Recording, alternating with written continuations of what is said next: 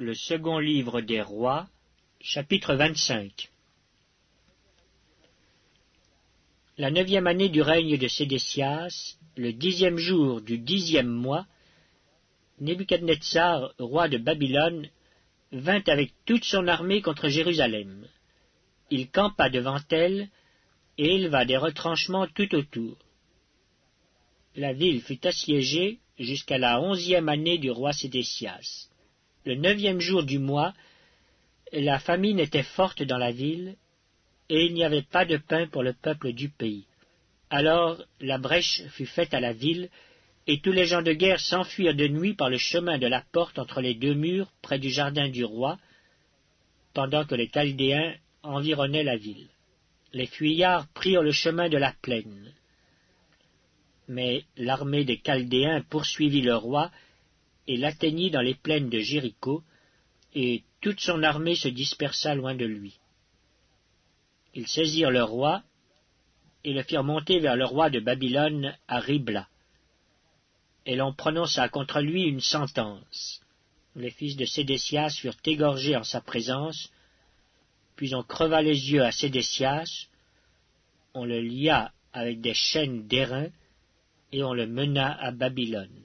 Le 7e jour du 5e mois, c'était la 19e année du règne de Nebuchadnezzar, roi de Babylone, Nebuzaradan, chef des gardes, serviteur du roi de Babylone, entra dans Jérusalem.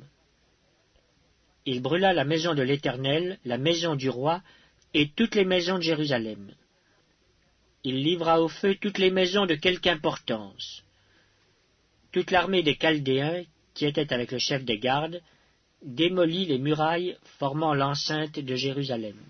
Nebuzaradan, chef des gardes, emmena captifs ceux du peuple qui étaient demeurés dans la ville, ceux qui s'étaient rendus au roi de Babylone, et le reste de la multitude. Cependant le chef des gardes laissa comme vignerons et comme laboureurs quelques-uns des plus pauvres du pays. Les Chaldéens brisèrent les colonnes d'airain qui étaient dans la maison de l'Éternel, les bases, la mer d'airain qui était dans la maison de l'Éternel, et ils en emportèrent l'airain à Babylone.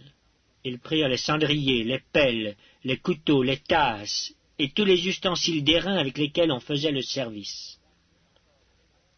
Le chef des gardes prit encore les brasiers et les coupes, ce qui était d'or et ce qui était d'argent.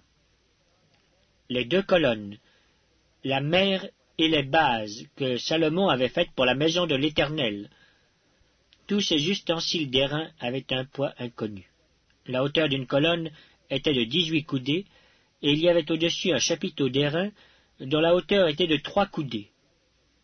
Autour du chapiteau il y avait un treillis et des grenades, le tout d'airain. Il en était de même pour la seconde colonne avec le treillis. Le chef des gardes prit Séraja, le souverain sacrificateur, Sophonie, le second sacrificateur, et les 3 gardiens du seuil.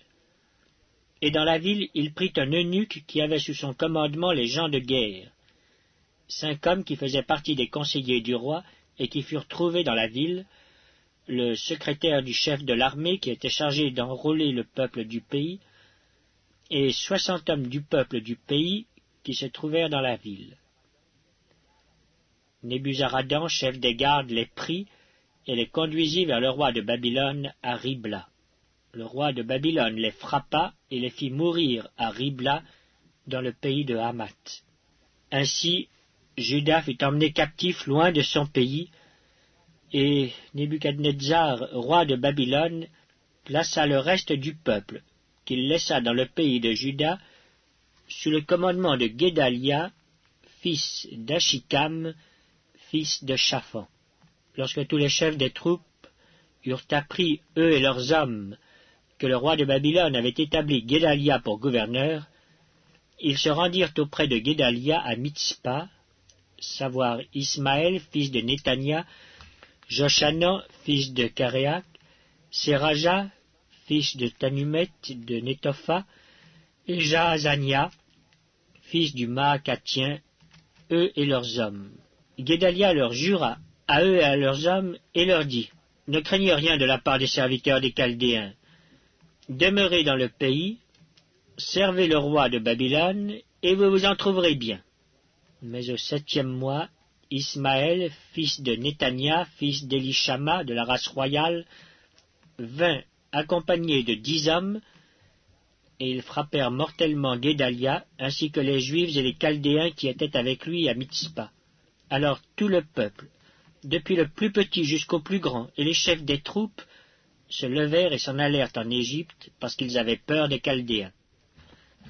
La 37e année de la captivité de Joachim, roi de Juda, le 27e jour du 12e mois, Évil-Mérodach, roi de Babylone, dans la première année de son règne, releva la tête de Joachim, roi de Juda, et le tira de prison. Il lui parla avec bonté, et il mit son trône au-dessus du trône des rois qui étaient avec lui à Babylone. Il lui fit changer ses vêtements de prison, et Joachim mangea toujours à sa table tout le temps de sa vie.